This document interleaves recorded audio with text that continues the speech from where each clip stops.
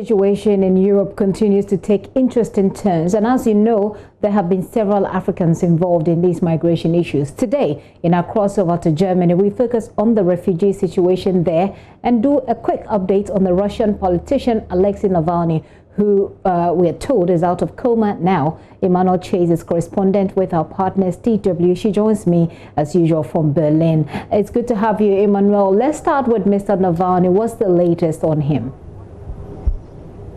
Well, Alexei Navalny himself took to social media yesterday to share a picture of himself on his hospital bed, and he said he could now breathe without any external help and even take a few steps. And he said that he didn't intend to become a political refugee here in Germany, but will go back to Russia eventually. And earlier this week, the doctors at the Charité hospital, where he's hospitalized here in Berlin, had confirmed the progresses he had made, even though they didn't want to give any indication as to what long-term consequences Navalny's poisoning would have on his health.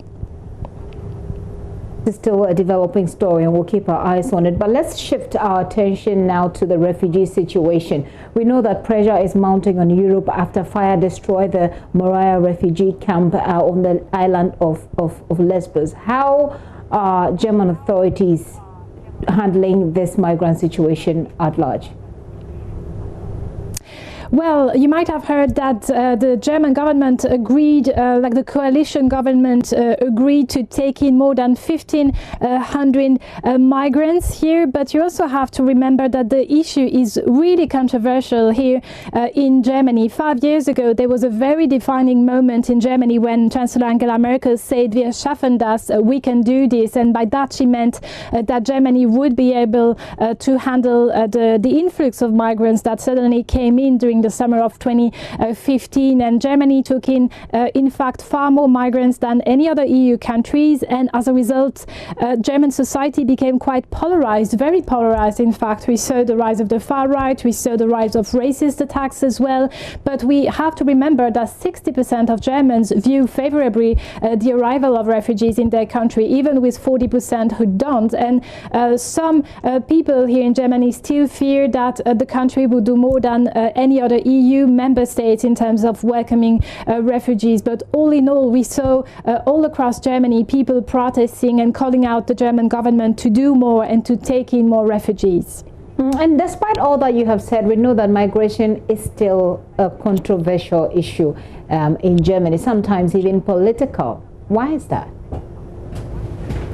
Well, you see, the government just agreed to take in more than 1,500 asylum seekers, but that was also subject to discussions because within the coalition at the government ahead, well, there are conservatives, there are social democrats, and they don't necessarily agree as to how many asylum seekers should be let in. For example, Saskia Esken, who's the co-leader of the social democrats here in Germany, wanted several thousands of refugees being taken in, and so far we've talked about 1,500. It will be mostly families with children, because they are prioritized, and they will be taken in by different region states. This comes on top of the 400 refugees that the European Union had said they would take in the immediate aftermath of the fire.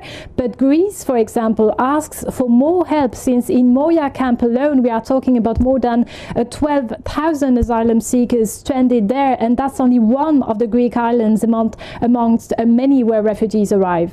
Let's end it with, and you may have addressed it in some of the answers you've given me already, but Chancellor Angela Merkel has severally called for a joint European solution to this problem. Is there a solution in sight on this call?